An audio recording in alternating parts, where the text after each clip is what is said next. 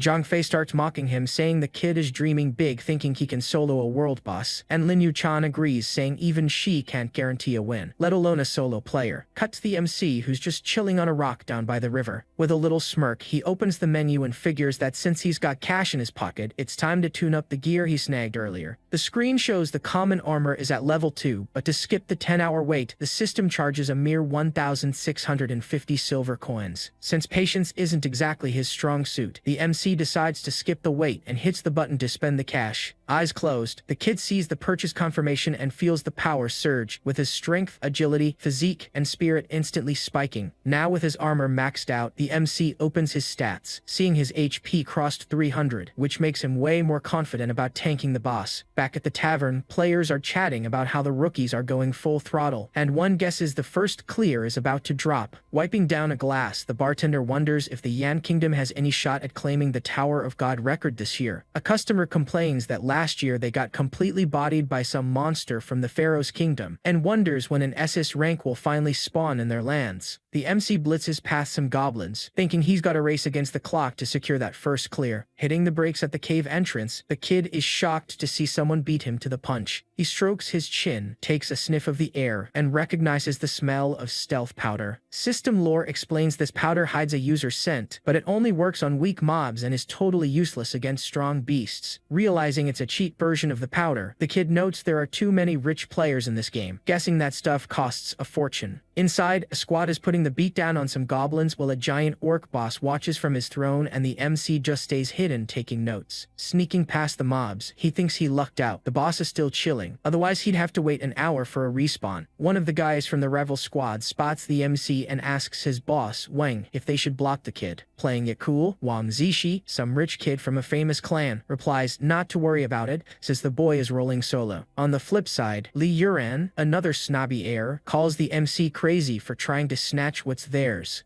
Two players are completely mind-blown when they see the MC is about to pull the boss all by himself. The giant orc just watches our boy, who instantly leaps forward. Eyes glowing with rage, the monster lets out an angry roar, revealing a dagger buried in his chest. The system flags the beast as the Goblin King, and the MC, back-turned, calls the big guy out for a one-on-one. From a distance, a goon asks Wang if they should jump in and steal the kill. Wang, acting all arrogant, says the MC is gonna get flattened in seconds, and the girl next to him agrees, calling the kid suicidal. Looking even more savage now, the Goblin King attacks with a roar, saying he didn't expect to see the kid again. The boss opens his mouth full of rotten teeth to scream, but the MC doesn't even blink, telling the beast to stop barking and accept that today is his funeral. Using Lightning Step, he lands a hit that shaves off 100 health from the monster. The kid's foot slides across the dirt, kicking up dust with the sheer style of the move. Feeling that blow, the Goblin King drops to his knees while the MC preps his blade for round 2. The boss tries to crush the boy with a club, but the MC dodges easily and even roasts him, calling him slow. With an upward slash, the kid lands a beautiful 100 damage crit, tearing through the beast's chest. Staying focused, he remembers the Goblin King's weak points are the chest, back, and eyes. In pure disbelief, Wang's squad watches, with a goon pointing out the kid is dodging everything and the white-haired woman saying this is impossible. Wang asks this sexy girl what's going on, and she thinks to herself how the kid fights so well and only lands crits. Shocked, Zixi reflects that this kind of fighting skill is something even pros struggle to master. While the brawl rages on, a lackey asks if they should just finish the kid off. Leader Wang flashes a grin and tells them to hold up, explaining the MC won't be able to one-shot the boss. He says to wait for the perfect moment to strike when the kid is worn out. Mid-fight, the MC jumps at the Goblin King's neck, yelling he's gonna chop him up like veggies. The monster shrieks in some weird language, eyes glowing red. Our guy doesn't back down, saying screaming won't save anyone, and warns he's slicing the beast's kidneys, taking another 100 health with a crit. Then the Goblin King roars that he's killing our MC right now. The beast glows bright and roars loud, putting the MC on high alert for what's next. Seeing the boss's little show, the MC gets serious and suspects he's calling in his mob. And that's where it gets crazy. The monster keeps yelling, and out of nowhere, Wang's crew finds themselves swarmed by a goblin army. Freaking out, one of the guys panics, screaming how all these mobs spawned if they already cleared the zone. With wide eyes, Zixi shouts that the boss summoned his personal guard. Wang tries to keep his cool and orders everyone to form an attack line to carve a path out by force. Amidst the chaos, one screams to listen to Zixi, another yells to hold the line, turning into a total mess. Holding her bow, Zixi doesn't know what to do and blames the bastard MC for this goblin rain. Surrounded, Wang barks at the squad to focus and punch a hole through that wall of enemies. From above, you can see they're stranded. One of them yells "Roger that," and another tells Zixi to hang tough. Two members fight side by side, one swearing they'll make it out and the other screaming for Wang not to give up. Wang figures there's still time, fully believing the MC lacks the damage to finish the boss, and that his scroll will secure the win. Looking back, the MC realizes they were planning to steal the kill at the very end. He notices Wang brought a pricey magic scroll and points out the perks of being rich, while the playboy challenges the kid axe in hand. Sporting a psycho face, Wang pops the scroll and screams for the kid to become barbecue right alongside the boss. The scroll glows and unleashes the fire explosion technique, a mid-level magic spell. Exploding massively, the blast consumes everything, kicking up smoke and tossing rocks everywhere. Zixi treers laughing and the lackeys start hyping up their leader, thinking they took the W. But staring into the flames, the leader notices something is off and wonders why the system hasn't pinged. And no one saw that coming. The system broadcasts to everyone that the Goblin King got wiped by player Subai. The squad is left in shock, with Zixi refusing to believe Subai came out on top. As the smoke clears, there stands the MC, Subai, right on top of the boss's corpse, making Wang scream in pure rage. His face twisted in anger, Wang questions how the hell the kid managed to land the last hit. Subai turns around calling them idiots, explaining he stacked damage on the beast's weak spot and wiped the last 5% in one strike. Internally, the MC admits he could have killed the beast earlier, but waited for the rich kid to burn his expensive scroll just to troll him. Facing Lang, he says he just wanted to teach these arrogant nobles a lesson, waves goodbye, and tells him to enjoy the respawn timer. That same notification about Subai killing the boss pops up back at the Pack Tavern. Going completely wild, the crowd loses it, with the bartender asking who this Subai is, and some guy guessing he's from a noble family. An elf points out it's the first time the big family's lost, and a dude suggests the kid must belong to some OP secret clan. Over in another corner, a group debates if it's that orphan Subai they know, but the guy doubts it, thinking it's impossible. Pink Hair and her squad also see the alert and she starts stuttering, completely in disbelief. Dead serious, she orders everyone to rush to the rendezvous point and the subordinates obey instantly. Wang is about to explode with rage, grinding his teeth and calling Subei every name in the book. His crew regroups looking kinda lost and the leader announces they'll rest up and try for the next boss in an hour. Out of nowhere a portal opens right in their faces and Pinky's group steps out, leaving Wang pissed, thinking they're here to steal another boss. The pink-haired girl and the blonde dude walk out of the portal, getting the alert. The MC finds out that killing the boss earned him the right to enter the Tower of God plus a silver chest. Another message pops up saying he hit the top 100 on the server and gets a bonus chest. Facing both chests, he decides to pop them right away to see if he snags a rare item before climbing the tower. System reveals the first one dropped the rare one-step boots and some spare change, and the second gave EXP potions and more silver. Grinning from ear to ear, the MC celebrates bagging the boots and potions. The display shows the boots grant several buffs and feature a skill that boosts speed by 30%. He holds the boots thrilled, but remembers his level is still low and the Season 10 leaderboards must be open by now. On the scoreboard, he spots his name sitting at 98 and finds it weird to be ranked so low. He figures he cleared everything super fast, but concludes that the pay-to-win players from other regions probably bought their way through first. System confirms he used the EXP potion, granting a 10% boost for an hour. The MC down the flask and thinks he really needs to rush and level up ASAP. Before a giant purple portal, he braces himself to see what the first floor challenge is. He steps through the gate and lands on a stone platform covered in ancient runes on the first floor. Scanning the darkness, the kid wonders if this dungeon is the infamous Shadow Labyrinth. The MC sizes up the challenge, knowing beginner dungeons vary a ton, but the Shadow Labyrinth is rated Nightmare for noobs, sitting at mid to high difficulty. Just then, the kid's foot steps on a floor tile, which lights up with a faint glow. He starts navigating the maze with a memorized pattern in his head. First forward,